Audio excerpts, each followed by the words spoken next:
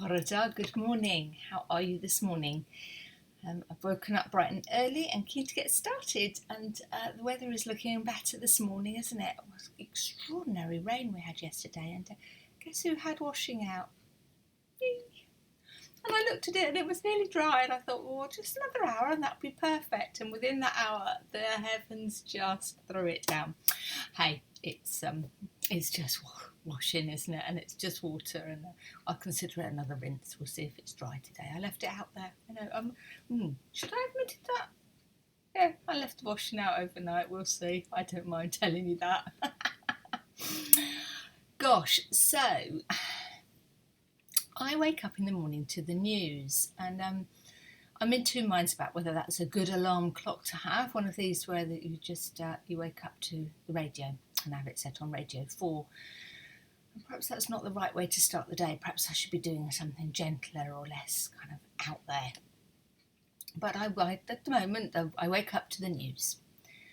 And the thing that I woke up to this morning was the most appalling, dreadful article on what's happened to people who live in violent and difficult relationships during lockdown, and how the violence and the difficulty has escalated.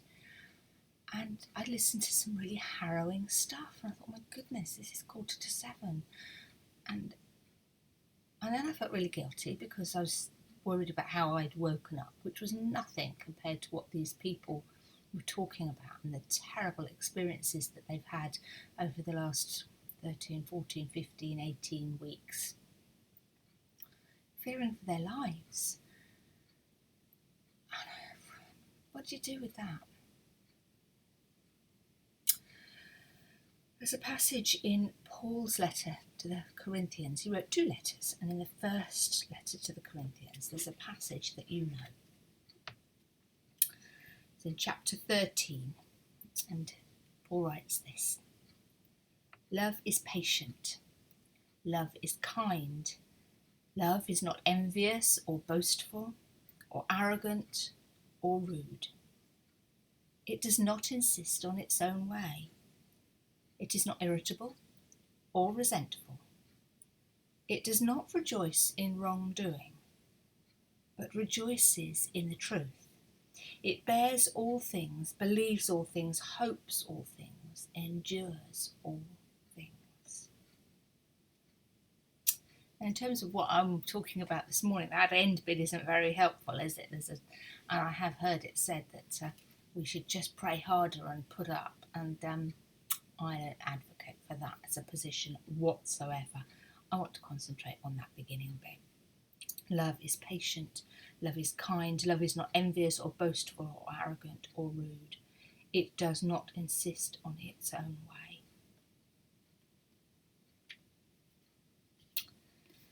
We could all do a little bit better, couldn't we?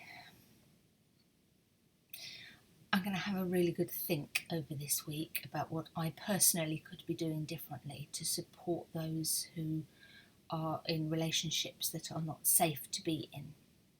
It might be about fundraising.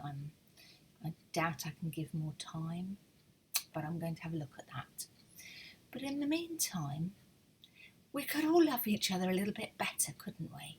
And perhaps if we were braver in the way that we model good love, it would help those who are not experiencing it to understand what they should be having, and it would allow others to see what love looks like so they know what they should be aiming for.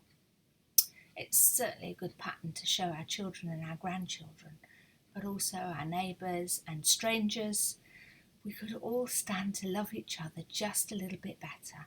Take a breath and be more patient. Be calm. Not bear grudges, and to demonstrate that love in ways that are healthy and encouraging. And that's what God is all about, isn't it? God is love. It's as simple as that. God is love. And it is our job to demonstrate that and to offer as best an example of it as we possibly can. And if you or someone you know is in one of those more difficult, perhaps even crisis situations, then I encourage you really strongly to reach out and believe and trust that love can look different, and perhaps what you are experiencing isn't love. Gosh, that's a heavy one for today, isn't it? Let's love each other well, and I hope you have a good day, and I shall be back later in the week. Take care, God bless. Bye bye.